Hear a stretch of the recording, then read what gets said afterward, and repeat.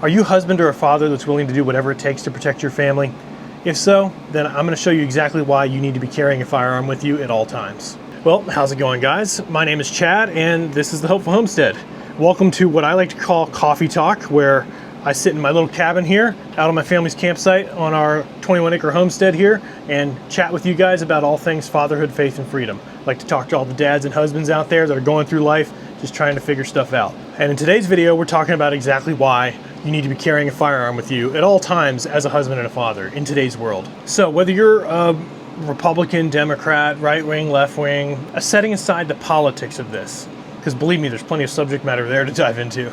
But besides the politics, there's just some facts that are cut and dry that are hard to deny. If you're bringing your family out into the world, if you're taking them out to dinner, walking them through town, or even just sitting in your home at night, it doesn't matter how strong you are, how many weights you've lifted, how willing you are to protect your family and stand in front of harm's way for them. You're not going to be of much use if the threat that is challenging your family's safety pulls out a firearm. That one factor right there can immediately take you out and remove you from being able to do exactly what you were wanting to do in protecting your family. So that means if fire fights fire, then you need to be able to have a fighting chance with an equal amount of power, returning fire back at that threat. Now, it's impossible in all scenarios to completely avoid all danger and all threat, but at least if you wake up in the middle of the night to noises downstairs and you're wondering what that is, my wife and I, back before I started carrying guns, had a moment like that at our house where I thought for sure somebody had broken into the house downstairs. And I've got both my little girls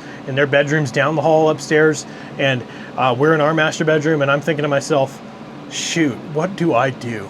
And it was one of those key moments that made me realize I never had a problem with guns before. I never had anything against gun rights and against firearm ownership. I just never grew up in a home that really carried guns. And so I realized in that moment, holy crap, my duty, my sole most important duty as my wife's husband and my kids' father is to protect them. And if whoever's broken in downstairs has a gun or a knife or something, I am not prepared to defend them. I am not able to do anything about it other than pray and hope that I can maybe somehow take the guy down without him shooting me, which is obviously not likely.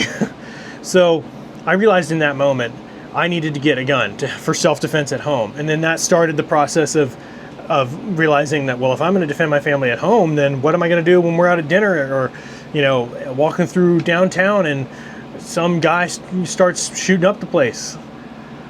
I mean, that's a tough, you realize, dang, I need to have a gun with me all the time. And I finally understood the premise of concealed carrying, bringing a firearm with you, always having that one eye open to the possibility of threat.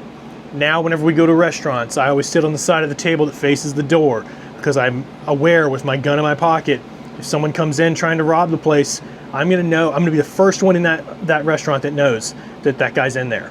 And I'm also going to be the first one to return fire and make sure. And here's the thing, if you're going to be carrying a firearm all the time to protect your family, you better be practicing with it.